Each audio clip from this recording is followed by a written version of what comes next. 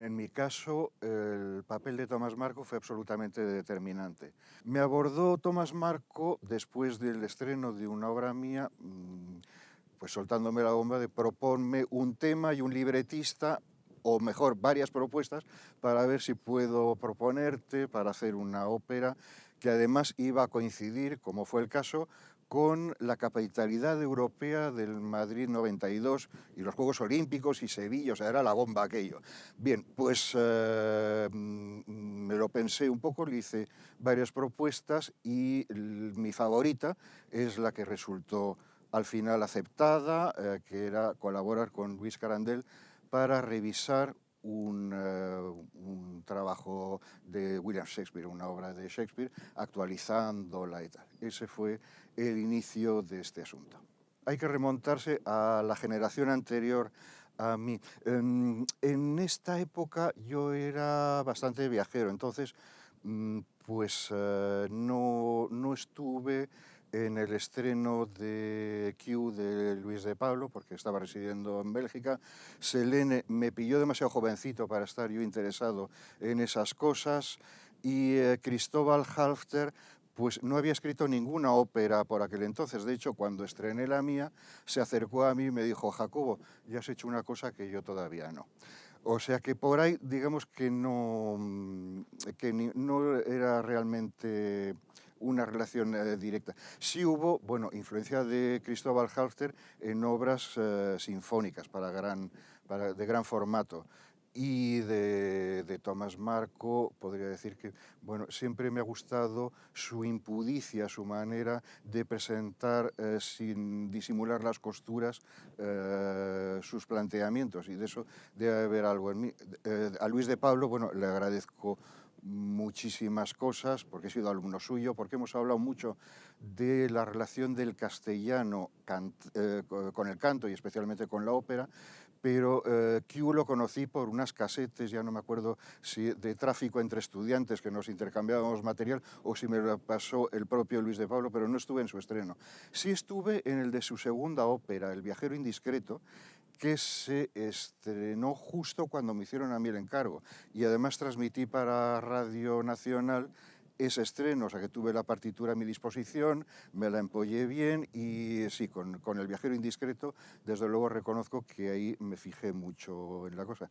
Sí, además de la reflexión que me transmitió Luis de Pablo sobre el papel del castellano como un idioma normal para hacer ópera, en fin, siempre está la referencia del italiano, y la ópera española había sido italianizante, había un poco que crear ahí un lenguaje, pues en eso me orientó mucho, diciendo, fíjate en las óperas en checo, de Janáček, las óperas en ruso, la prosodia es mucho más parecida a la castellana que el italiano, y eso desde luego me sirvió de mucho. Y de esa generación hay otros compositores que creo que me han influido para componer esta obra. Una, Carmelo Bernaola, mi maestro de composición, a quien dediqué además la ópera. No escribió nunca una ópera, sí un ballet, pero no óperas ninguna, y digamos que mis recursos musicales, sobre todo instrumentales, se los debo fundamentalmente a él. No tanto en la relación con lo vocal, que sí está más relacionado con Luis de Pablo. Y otra persona que también influyó indirectamente es Joan Guinjoan, quien, aunque vivía en Barcelona y no le vi tanto, me interesaba mucho su manera ecléctica de abordar la música. Alguien capaz de empezar una obra con texturas muy de música contemporánea y acabar en una especie de free jazz, de manera que resultaba a la vez refrescante y coherente. Eso para mí fue un modelo que de hecho apliqué en mi ópera, en Timón de Atenas. Hay dos escenas con música de jazz en el escenario y sin duda eso influyó también el hecho de que estaba componiendo la ópera en Nueva York, y bueno, esas cosas se pegan.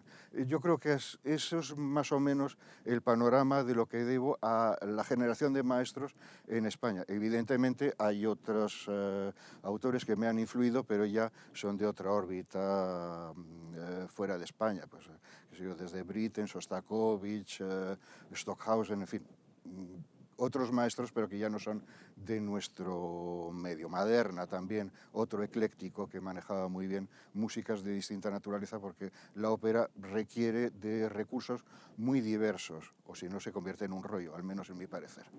El tema lo elegí yo porque me llamó mucho la atención, leyendo obras de Shakespeare no muy conocidas, la existencia de Timón de Atenas. Timón de Atenas se basa en una historia real de la antigua Grecia, de un personaje muy rico que dilapidó su fortuna, dando dinero a sus amigos, regalando a la ciudad de todo, y lo hizo de manera tan descontrolada que se arruinó. Cuando quiso recuperar algo de lo que había dado, pidiendo a sus amigos que le socorriesen en el momento que se había arruinado, pues la gente se rajó de manera inmediata. Y entonces Timón, que había sido muy generoso, cambia totalmente de carácter, se convierte en un misántropo y odia a toda la humanidad de manera sin distinción. Es el modelo de los misántropos que han venido después, el modelo clásico. Y me llamó mucho la atención porque Shakespeare, que es un insultador fantástico, en sus obras aparecen los insultos más feroces, creo que en el Timón es donde bate totalmente su propio récord. Y ya me fijé en ese texto y dije, bueno, hay tantas canciones de amor, el amor por aquí, el amor por allá, el odio está menos trabajado, me parece más interesante, y pensaba hacer una serie de canciones sobre el odio. Ese fue un primer proyecto. En un momento dado tuve un encuentro con Carandel, era yo muy amigo de su hija mayor, y me hizo coincidió conmigo en Bruselas, una visita que hizo, y nos pusimos a hablar de nuestra admiración por Shakespeare, y bueno, pues eso quedó ahí. Cuando me dicen que hay posibilidad de encargo, digo, bueno, tengo que buscar un libretista que no sea cualquier cosa, que vaya conmigo, brillante, a ser posible con sentido del humor. Carandel, es que estaba clarísimo, no tenía que buscar más, y hablé con él, se asustó un poco, porque dijo, pues si yo no tengo ninguna experiencia teatral, no pasa nada, experiencia teatral tenía Shakespeare. No tuvo más remedio que admitirlo y aceptó el envite de meterse a escribir una obra de teatro que no había hecho nada parecido en su vida, y bueno, creo que la cosa quedó bien. En cuanto a la sala Olimpia, evidentemente era una sala con muchas limitaciones. Para empezar, para un músico, escribir una ópera sin que haya un foso es un problema, porque no puede haber una instrumentación fuerte, va a cubrir las voces al no estar tapados los músicos. Y no se jugaba en aquella época como hoy en día, que hay amplificación oculta puesta aquí y allá, de manera que eso se puede trabajar. Entonces sí que eso era una limitación. También una limitación en cuanto a la orquesta de la que podía disponer, 20 instrumentos como mucho. Y bueno, pues había cosas que no hacían muy cómodo para la compañía, limitaciones de camerinos y ese tipo de cosas en las que ya, bueno, yo no me puse a pensar a la hora de componer, pero sí sabía que había cuestiones que debía tener en cuenta a la hora de escribir la obra. Propiamente con textos dramáticos solo había hecho una cosa, que era ponerle música a un auto sacramental de Calderón. La vida es sueño, pero no la comedia, sino el auto sacramental que hizo. Y para teatro de aficionados, pues puse música. Evidentemente, esa era música para una representación, no era nada parecido a una ópera. Sí había trabajado con texto, pero con poemas, digamos, nada dramático en otros sitios. De hecho, cuando se me pidió esta obra, el encargo de una ópera, yo me quedé bastante sorprendido porque pensé, si no han oído nada de música cantada mía, ¿cómo me encargan de pronto, de buenas a primeras, una ópera? No, pues unas canciones, un oratorio, algo de menor formato, que de pronto, ala, Jacobo, ponte a escribir una ópera. Pues así es como fue. Intervine en el libreto. Bueno, primero negociamos Luis y yo cómo iba a ser la distribución de personajes por un lado, escenas por otro. Luis tuvo una idea muy brillante que fue teníamos que reducir muchísimo los personajes que aparecían en Shakespeare porque solo disponía de la posibilidad de usar 4 cantantes.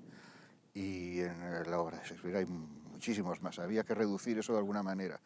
Y a él, él dio con un texto de Luciano de Samosata, un texto muy antiguo que también es sobre el personaje de Timón de Atenas, y es un diálogo cómico en el que intervienen los dioses griegos para hacerle faenas, por decirlo de alguna manera, al personaje y de pronto dejarle sin la fortuna y, digamos, ser el deus ex machina puesto delante. Entonces dijo, bueno, vamos a quitar muchos personajes de Shakespeare y en cambio desdoblamos los personajes humanos en personajes divinos, que sean a la vez humanos y divinos y que los dioses griegos intervengan en todo esto, cosa que en Shakespeare no aparece por ningún lado.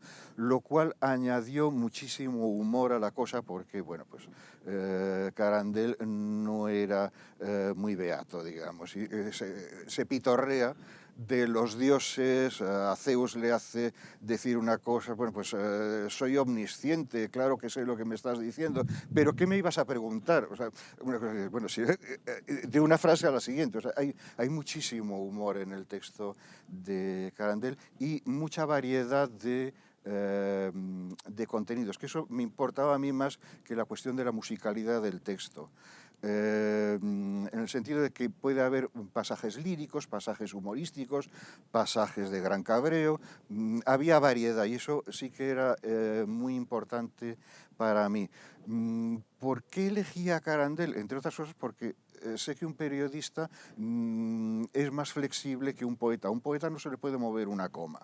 Carandel me dio un texto para que yo hiciese con él un poco lo que quisiese. Además, me insistió mucho en ello. Este texto, Jacobo, es para que tú escribas una ópera, no tiene otra utilidad. En los artículos me cortan por aquí, por allá, me da lo mismo, estoy acostumbrado. Y efectivamente, le quise consultar un par de cambios y dijo, muy bien, pero ya sabes, haz lo que tú quieras, porque este es un texto para ti. También le pedí que me hiciese texto de más, de manera a no verme yo necesitado por querer alargar una escena, de repetir demasiado. Y lo hizo de esa manera.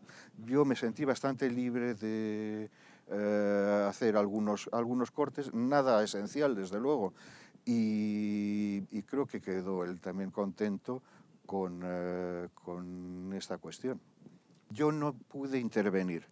Para empezar, porque estaba viviendo en Nueva York y esto es una producción del Teatro de la Zarzuela. Yo iba mandando las escenas a medida que las iba componiendo y es José Luis Temes, que era el director musical del asunto, quien se encargó de buscar a los cantantes. Yo no pude intervenir en ese asunto. Fue complicado. Eran 4 cantantes, como he señalado, y con una clara diferencia entre el protagonista, Timón de Atenas, que tiene un rol muy largo, muy extenso, muy duro, y los otros personajes que no lo eran tanto. Fue buscando unos y otros cantantes. Yo sí había escrito para una soprano que resultó que no la quiso contratar el Teatro de la Zarzuela con la excusa de que le iban a contratar para otra cosa, que no querían duplicidades, tal cual. O sea que, digamos que lo que yo quise aportar resulta que no funcionó. Los demás fueron localizados por José Luis Temes, y sí que hubo verdaderas dificultades para encontrar al protagonista, a Timón de Atenas. Me voy a extender un poquito en esto. Yo escribí una ópera para una voz protagonista de barítono, pero un barítono agudo, un barítono casi tenor. Y no es una voz muy frecuente, además yo a medida que iba escribiendo me iba animando y metiendo notas más agudas, notas más graves, aquello empezaba a convertirse en una voz difícil de encontrar. Sé que varios cantantes que fueron abordados salieron corriendo al poco de mirar la partitura y fue un verdadero problema.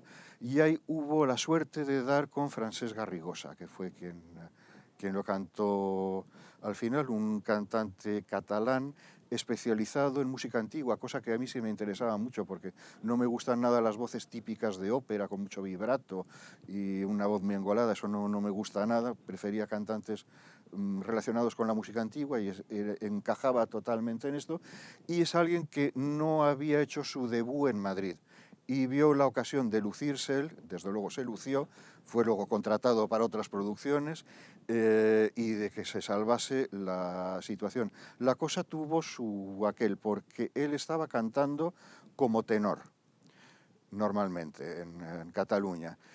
Yo había escrito para barítono y él no quería aparecer en su primer papel importante en Madrid como barítono cuando estaba haciendo carrera como tenor. Es una cuestión técnica, pero que era así.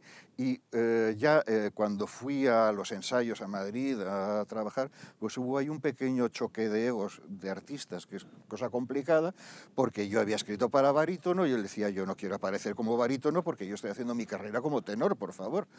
Total, que hubo que inventarse ahí una cosa y apareció como baritenor.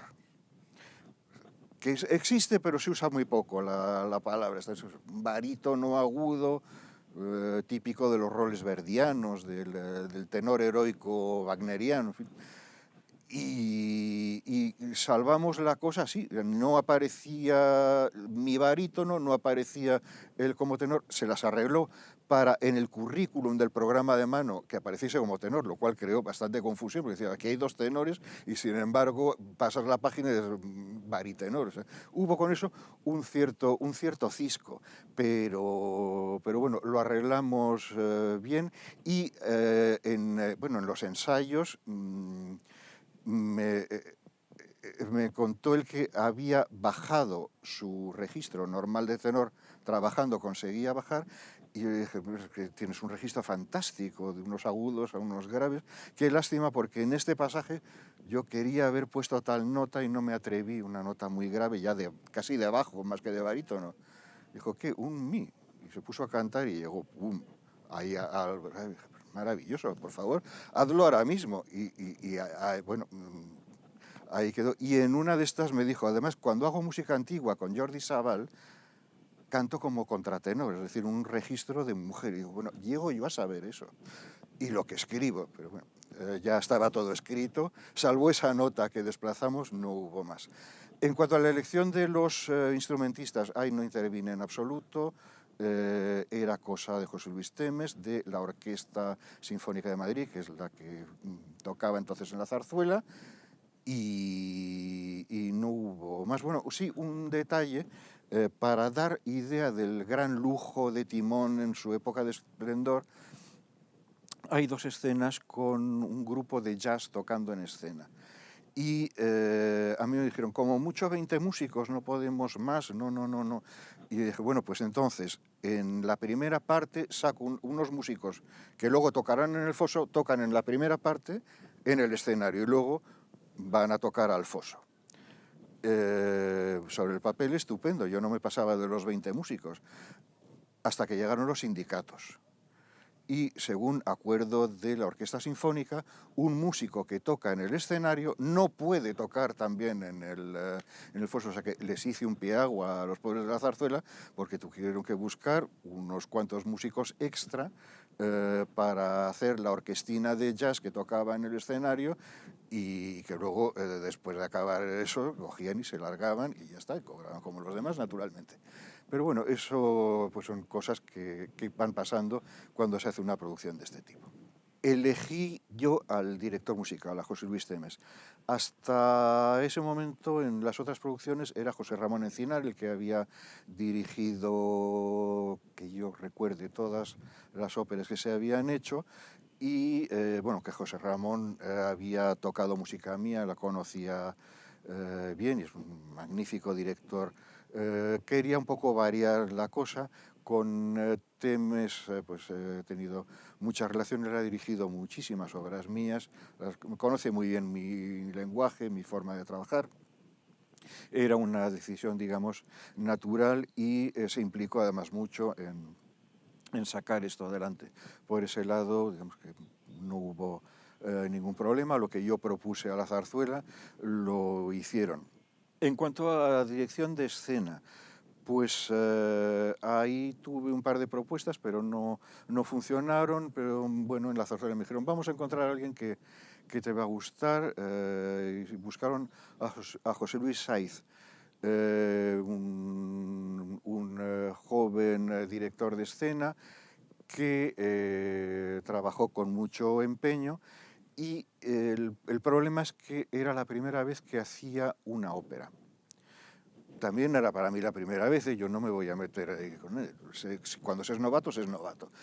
Y sí hubo algunos pequeños problemas en cuanto al cálculo de tiempo de trabajo. Claro, en una ópera hay muchísimas cosas que se ponen en marcha, pero una fundamental es la orquesta, que tiene un horario. Y José Luis Saiz estaba acostumbrado a trabajar en el teatro donde el reloj se deja en un lado y dan las tantas de la mañana y ahí sigues con cámbiame ese foco, a ver si te pones ahí, repetimos. No era la forma de trabajar. Entonces la producción llegó un poquitín con alfileres. Sé que él hubiese querido hacer más de lo que pudo hacer. Y la producción, pues ya digo, llegamos al estreno diciendo a ver si todo encaja en su sitio y sale como en el mejor de los ensayos. Ahí hubo pues sus cosas. Luego, bueno, solo podía disponer de 4 cantantes, pero había todo un elenco de figurantes que él se encargó de buscar y sí hubo ahí algunas cuestiones que funcionaron relativamente. Vamos a ver. También voy a pasar a hablar un momento del vestuario. Una de las condiciones que teníamos para hacer la obra, adaptando a Shakespeare y tal, era llevarlo a la actualidad. De hecho, pues se habla de la Bolsa de Nueva York, del índice Nikkei, de un crack que hay. Hay mucha insistencia en el momento en el que Timón se arruina, se entera porque llega un fax. Era la época del fax. Yo, de hecho, me comunicaba con el director musical, con la zarzuela, con todo el mundo por fax desde Nueva York. Me llegó el libreto por fax, o sea, era el invento de la época. Y selló, digamos, el momento en cuestión. Lo habíamos puesto todo, digamos, a lo más actual. Cuando llegó el momento de hacer los figurines, empezaron a aparecer unas togas, un vestuario grecorromano que entraba bastante en contradicción con la idea de modernizar a Shakespeare, que a su vez había modernizado un mito griego. Y entonces, pues eso resultó un poco extraño, un poco contradictorio. Y si hablo del vestuario, pues también tengo que hablar del desnudario. Año 92, bueno, ya el destape se había pasado, pero era el momento en el que se rompió con el tabú del desnudo masculino en teatro. Y bueno, pues mi ópera estuvo, mucho tiempo se la ha conocido como la ópera del negro. ¿Por qué? Pues porque uno de los figurantes que se desnudaba pues tenía unas dotes priapísticas absolutamente imprevistas, de las que me enteré en el ensayo general. Y bueno, pues ¿qué será lo que tiene el negro? Pues el negro tenía mucho, y eso, digamos, se convirtió en la anécdota, en la historia que todavía se cuenta hoy, Y bueno, esto a Carandel, yo lo llevé con más deportividad, pero Carandel no, estaba con eso bastante enfadado. Decía, bueno, yo me he pasado 2 meses pergeñando un libreto. Jacobo ha estado 2 años trabajando a destajo para sacar esto adelante y al final del único que se habla es del asunto este. Bien, pues eso fue así y nada, cuando me lo encontré pues ya era demasiado tarde para echarlo para atrás. Habían ido a buscar a este hombre que por lo visto se exponía en despedidas de solteras, en fin, la cosa no tenía mayor arreglo. En aquel momento la ópera que se producía en el Teatro de la Olimpia era el acontecimiento musical de la música contemporánea del año. O sea, claro que tenía la cosa mucha repercusión. Entrevistas, pues hubo varias, algunas en televisión en las que ahí me barrió Carandel. Claro, un personaje como él, pues lógicamente las entrevistas se las hacían a él y yo le acompañaba y en casi ninguna me dejaron ni intervenir. No hacía falta, la verdad es que Carandel con su locuacidad, su sentido del humor, y bueno, me echaba las flores sin que yo saliese, no hacía ninguna falta que saliese en televisión.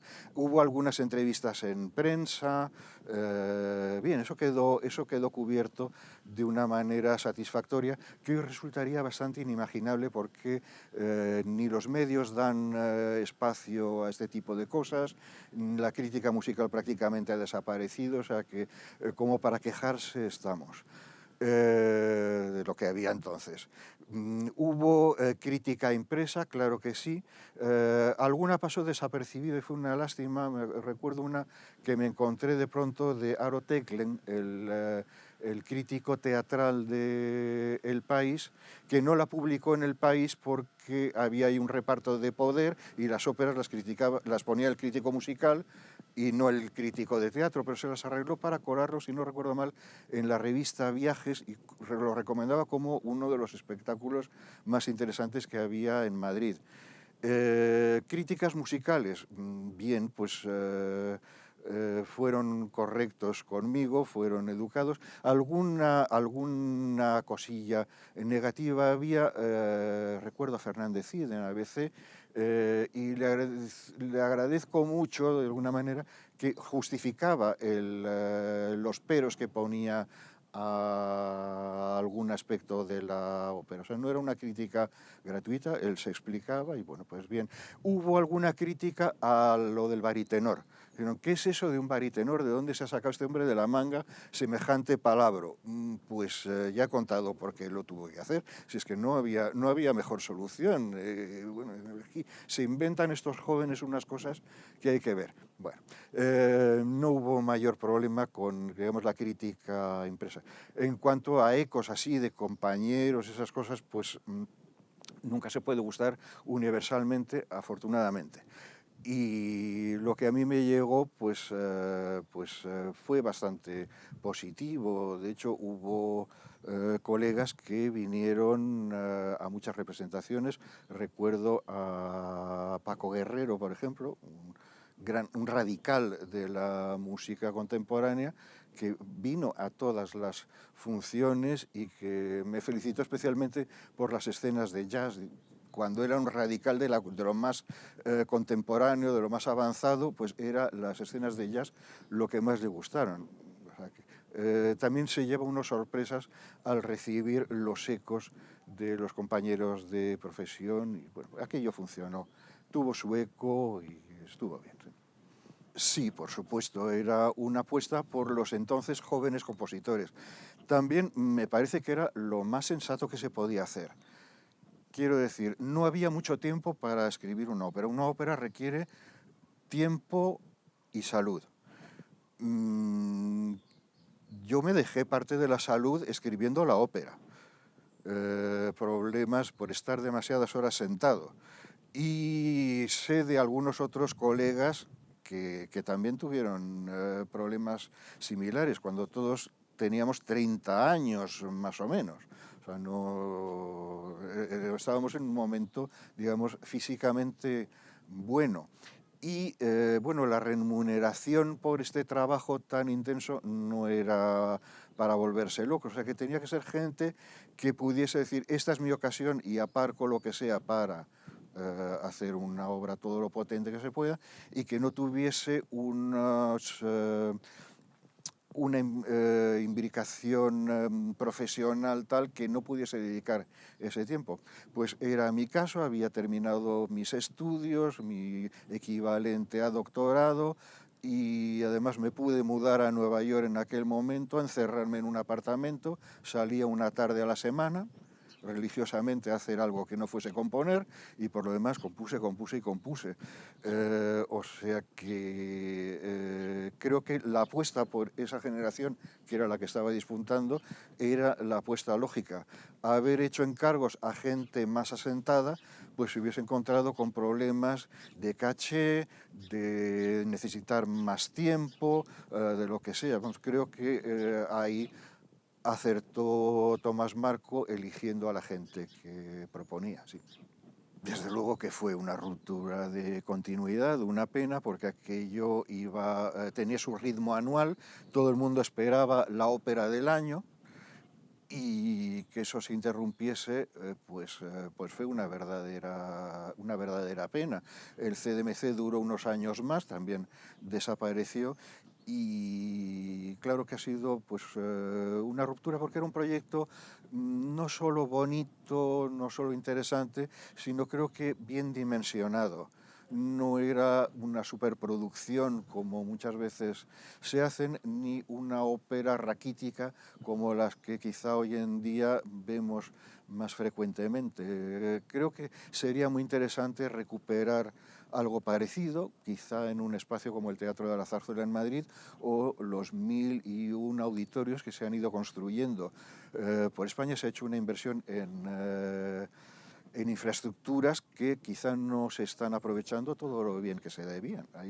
Hay sitios, lo que hace falta es la iniciativa de crear los encargos y quizá las compañías que resuelvan estas producciones.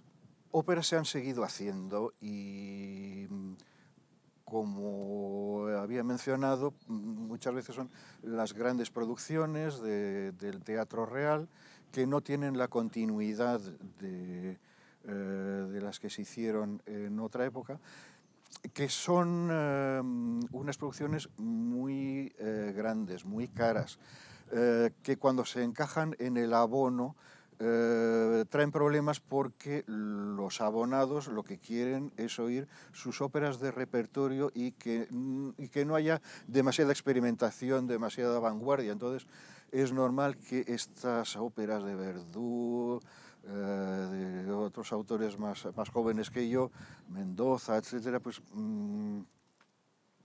hayan levantado ciertas escamas en ese público, que es que no quiere ir a ver eso. Y sin embargo, para mantener en programación, pues no hay más remedio que ponerlas dentro del abono. Entonces, eso ha traído algún problema, en mi opinión. Por otro lado, ópera de hoy, con la mejor de las intenciones, con el mejor de los empeños, ha apostado por autores jóvenes, casi todos de la órbita alemana, de compositores españoles que han hecho carrera en Alemania, con lo cual tienen un cierto sesgo de una orientación estética un poco monocorde, y producciones muy limitadas en cuanto a instrumentación, por lo general, y a medios. Mucha gente ha salido de esas producciones diciendo, ¿es una ópera o qué es lo que yo he estado viendo? Con 3, 4 instrumentistas, 2 cantantes, proyecciones, eso sí, se sustituye por medio audiovisual lo que no se puede poner por otro lado, por aquello de la economía. Digamos que se ha puesto en cuestión qué es una ópera cuando se reduce tanto los medios. Y bueno, Ópera de hoy todavía tenía sus medios. Hoy día Hay óperas clandestinas que se están haciendo realmente con los medios mínimos, con mini óperas que duran 20 minutos o menos, con 2 instrumentistas y un cantante. En fin, podemos llamar ópera lo que queramos. Ópera viene del italiano, es obra, y obra es lo que uno decida que es.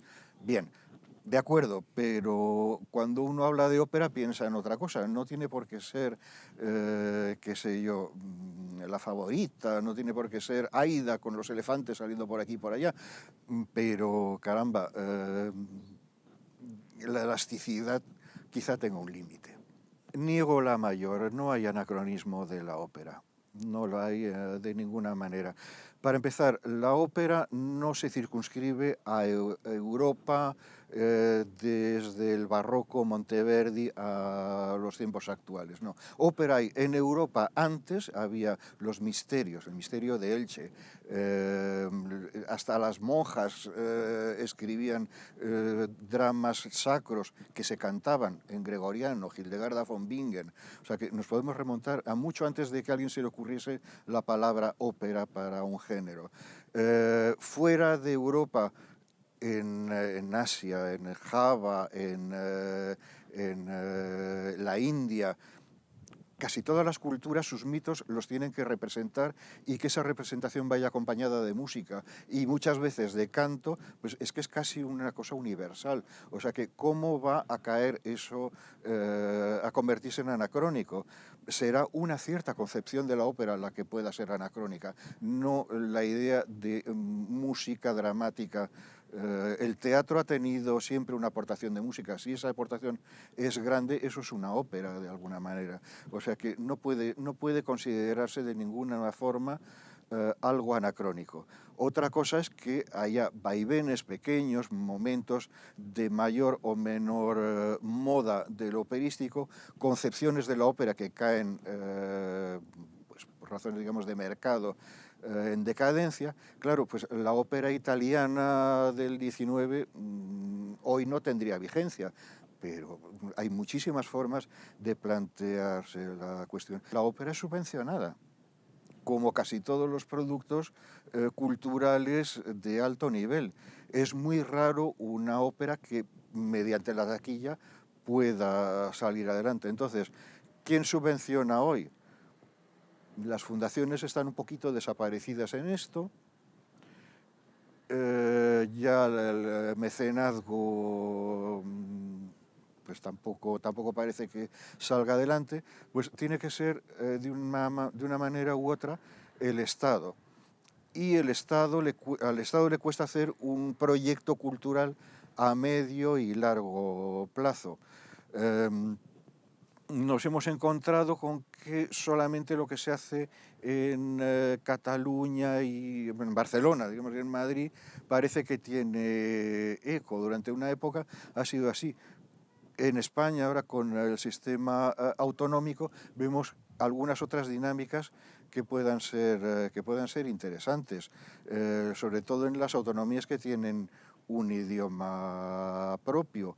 Bien, pues eso sería muy interesante, dinamizarlo, hacerlo de manera que la ópera que se escribe en Galicia pueda ir a Madrid. El gallego no va a ser un problema cuando se hacen óperas en checo o en ruso o en japonés. Es que llega un momento, el euskera puede ser un problema un poquitín diferente, pero vamos, ¿cuál es el problema de llevar una ópera de un compositor catalán? Pienso en García de Mestres, que no estaba en la pregunta anterior, es el compositor de mi generación que más óperas ha escrito en España, nunca dentro del circuito madrileño. ¿Por qué? Porque las hace en Barcelona, tiene en castellano, en catalán, en italiano, no sé si en francés también. En fin,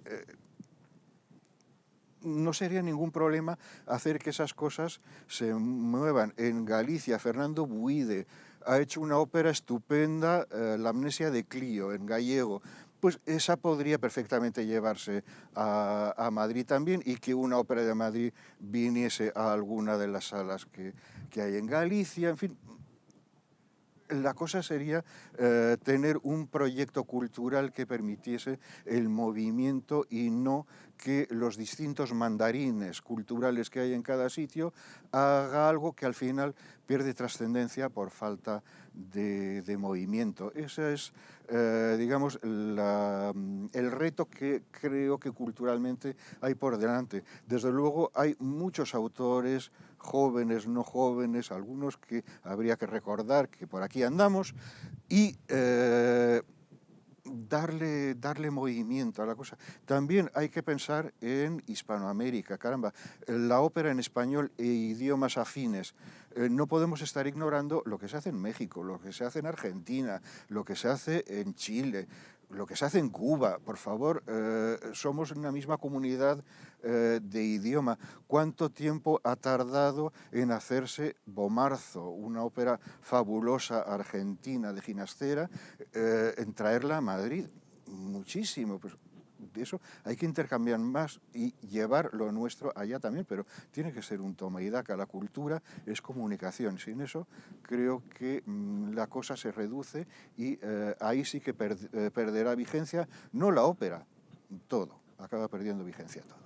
Después de escribir Timón de Atenas, escribí un melólogo, es decir, una obra para recitador, era orquesta y coro, que se podría hacer como una especie de ópera en un acto, pero ya digo, no es cantado, es cantada la parte de coro, pero el rol principal es recitado. Y luego no he tenido más incursiones en el terreno teatral. Sí tengo una especie de ópera electroacústica, me explico. Es Las cuitas de Job sobre el libro de Job, el libro de la Biblia, en la que sí que hay un diálogo de varios personajes, pero es voz grabada, no es voz cantada, y un montaje electroacústico utilizando la voz y utilizando música electrónica. También se podría de alguna manera poner ese sonido y representarlo. Es algo que he pensado. Y lo que tengo es un par de libretos escritos por mí en el cajón esperando una ocasión oportuna. O sea, ahí están. Uno se me ha quedado un poquito viejo ya, pero bueno, si surgiese la ocasión se podría desempolvar y ver, y el otro le sigo dando vueltas, o sea que puedo volver a las andadas.